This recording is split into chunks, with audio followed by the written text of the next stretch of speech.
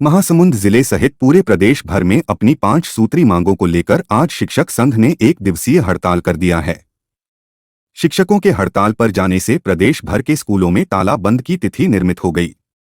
हम आपको बता दें कि आज शहर के लोहिया चौक में हजारों की तादाद में महिला पुरुष शिक्षाकर्मी अपनी 5 सूत्री मांगों को लेकर हड़ताल पर बैठे हैं। शिक्षाकर्मी संघ ने छत्तीसगढ़ प्रदेश के भाजपा सरकार और मोदी की गारंटी पर सवाल खड़े करते हुए सरकार पर अपना आक्रोश निकाला है।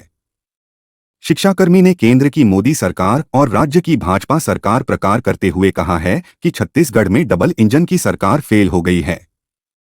सत्ता में आने से पूर्व भारतीय जनता पार्टी ने मोदी की गारंटी का हवाला देते हुए वोट मांगा और सत्ता में आते ही अपने सारे वादे भूल गए हैं। शिक्षक संघ अपनी मांगों लेकर कहा है कि सरकार ने मांगे पूरी नहीं किया तो आगामी दिनों में प्रदेश भर के शिक्षाकर्मी संघ क्रमबद्ध आंदोलन कर अनिश्चितकालीन हड़ताल पर चले जाएंगे। शिक्षकों के हड़ताल की वजह से छात्र छात्राओं के पढ़ाई पर बहुत ज्यादा फर्क पड़ने वाला शिक्षा के गिरते स्तर पर शिक्षकों ने कहा है कि राज्य सरकार को ना तो बच्चों के भविष्य की चिंता सता रही है और ना ही सरकार को शिक्षकों के भविष्य की शिक्षकों चिंता है। मजबूरी में हर साल शिक्षकों को हड़ताल पर जाने के लिए सरकार विवश करती है। आज लोहिया चौक पर हड़ताल के दौरान सभा का आयोजन कर रैली की शल्क में मुख्यमंत्री और शिक्षा मंत्री के नाम शिक्षक संघ ने कलेक्टर को ज्ञापन सौंपा है। शुरुआत में हमने ज्ञापन के माध्यम से सरकार कराया। उसके बाद हम लोग राजधानी रायपुर में 2 अक्टूबर के दिन शांतिपूर्ण ढंग से सत्याग्रह किया और वहां हम सरकार को आगाह कर दिए थे कि हम आने वाले दिनों में जिला मुख्यालय में, उसके बाद ब्लॉक मुख्यालय में धरना रैली करेंगे और उसके बाद भी अगर सरकार हमारी मांगों के प्रति जागरूक नहीं होगी, नहीं सुनेगी, हमारी मांगों को पूरा नहीं करती है तो राजधानी रायपुर में भी हम चरणबद्ध आंदोलन करेंगे।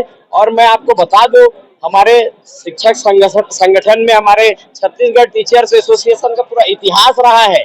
हम लोग शुरुआत में जो छत्तीसगढ़ शिक्षाकर्मी के रूप में जाने जाते थे, हमारा इतिहास है कि हमने 1 रुपये भी प्राप्त किया है तो अपने संघर्ष की बदौलत प्राप्त किया है और हम संघर्ष करने के लिए बिल्कुल बाध्य हैं और सरकार हमको उकसाए न। हम सरकार के सामने आज भी हम उनका दरवाजा खटखटा रहे हैं। आप लोग देखे होंगे, आप लोग हमारे मीडिया के प्रमुख लोग हैं, हमारे विधायक सांसदों के लिए वो लोग तत्काल वेतन उनका बढ़ा देते हैं, उनके भत्ते बढ़ा देते हैं, लेकिन हमारे जो साथी पूरा जीवन भर सेवा करने के बाद जीरो में जो रिटायर्ड हो रहे हैं, जो 27 के पहले जितने सेवानिवृत्त हो रहे हैं, उनको किसी प्रकार का लाभ नहीं मिल रहा है। 1 रुपये भी उनको पेंशन नहीं मिलेगा। ये हमारी बहुत बड़ी पीड़ा है।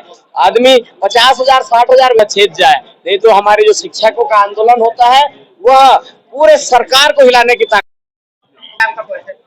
मैं दिनेश नायक, जिला संयोजक महासमुंद, शिक्षक संघर्ष मोर्चा।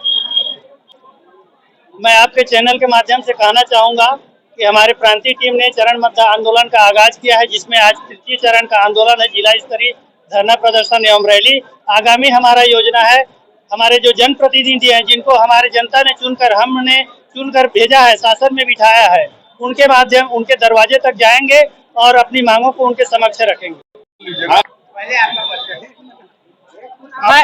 मैं श्रीमती शोभा सिंहदेव, छत्तीसगढ़ शिक्षक संघर्ष मोर्चा प्रांतीय पदाधिकारी हूँ। आज पंडाल में धरना प्रदर्शन के लिए बैठे हुए हैं हम लोग। हम जो है वो मोदी की गारंटी में जो मांगे हैं वो मांगे को कन्फर्म मैं बताऊंगी, उसी को लेके बैठे हैं। मोदी सर ने जो गारंटी की थी कि टीचरों को जो दिया जाएगा करके, तो उसमें सबसे पहले अपना आता है ओल्ड पेंशन जैसे लागू किए हैं हमको।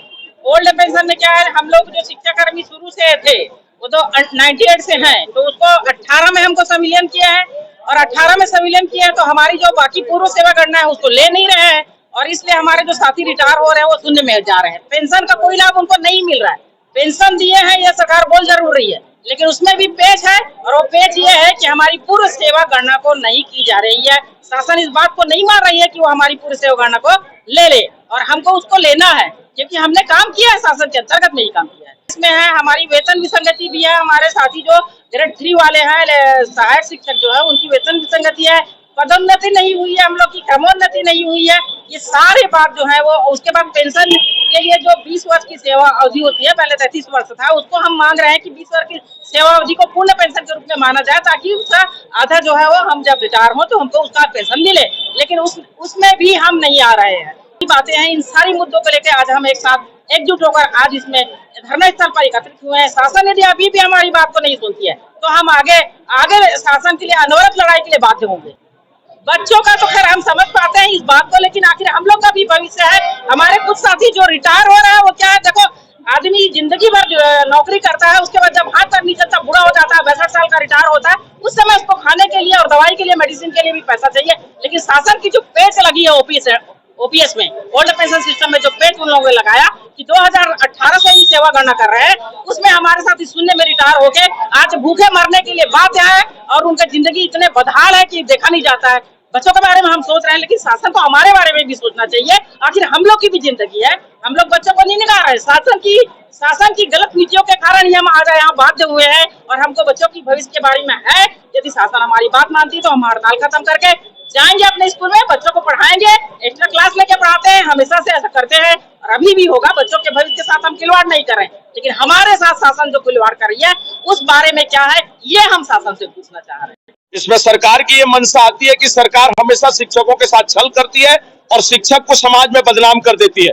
हम सड़क पर आते हैं, मजबूर होकर के आते हैं और सरकार डंका पीटती है कि ये लोग हमेशा मांग करते रहते हैं। आप भी जानते हैं इन लोग चुनाव के समय बड़ी बड़ी बातें किए थे, गारंटी लाए थे, प्रधानमंत्री साहब का गारंटी लाए थे, ये करेंगे वो करेंगे बोले थे। पिछली सरकार ने हमें पुरानी पेंशन दिया और पुरानी पेंशन में दिक्कत ये है कि पूर्व सेवा की गणना इन लोग कर नहीं रहे हैं और हमारे कई साथी अभी रिटायरमेंट होने के बाद जीरो पर वो लोग जा रहे हैं। ये भी अत्यंत दुखद है। हम चाहते हैं कि जब संविलियन में यही सरकार हमारी पुरानी सेवा अवधि को गिन करके हमारा संविलियन करी तो बाकी कामों के लिए, ग्रेजुएटी के लिए, हमारी अवकाश नकदीकरण के लिए और पुरानी पेंशन के लिए क्या नहीं करती है। इसलिए पूरी तरह हमारे साथ छल हो रहा है और ये सरकार भी हमारे साथ छल कर रही है।